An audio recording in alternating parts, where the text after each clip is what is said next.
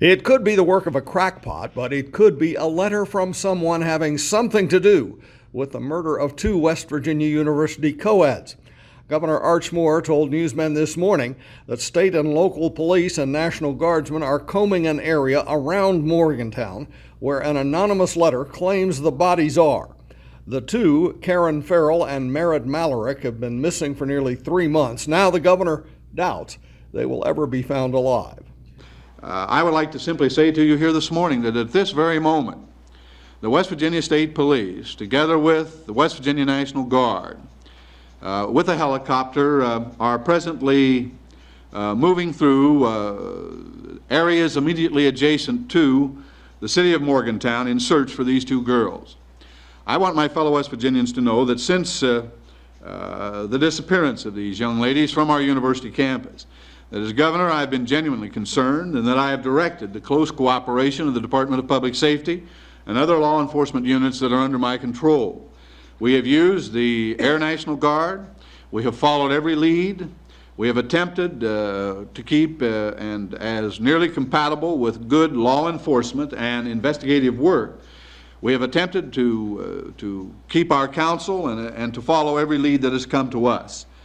The lead, incidentally, that we're following this morning came to us in an anonymous letter.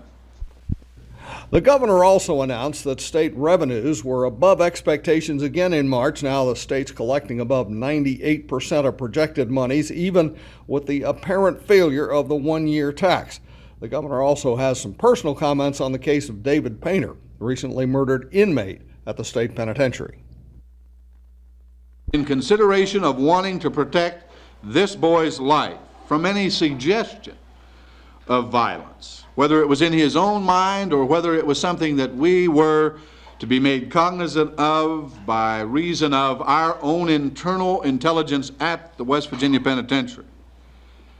I then designated David Painter as a trustee and released him from the medium security prison and assigned him to the West Virginia State Police Barracks at Romney, West Virginia.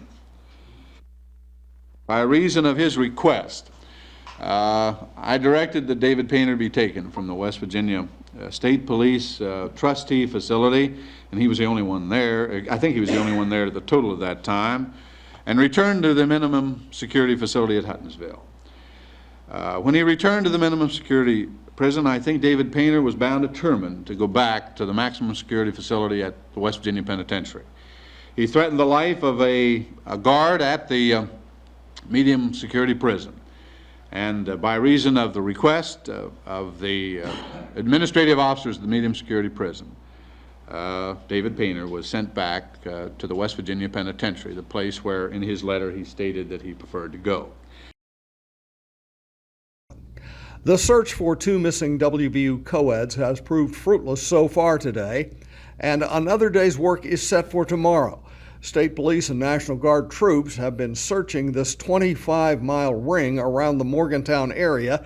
In this mountainous, rugged terrain, they are searching for clues that might lead to the whereabouts of Karen Ferrell and Malarik.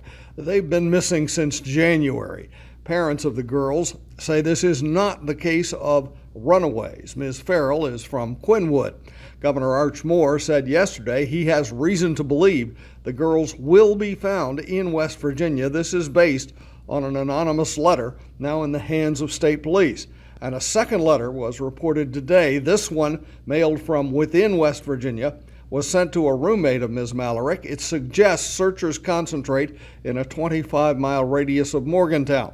Volunteers from the Morgantown Rescue Squad will join the search again tomorrow.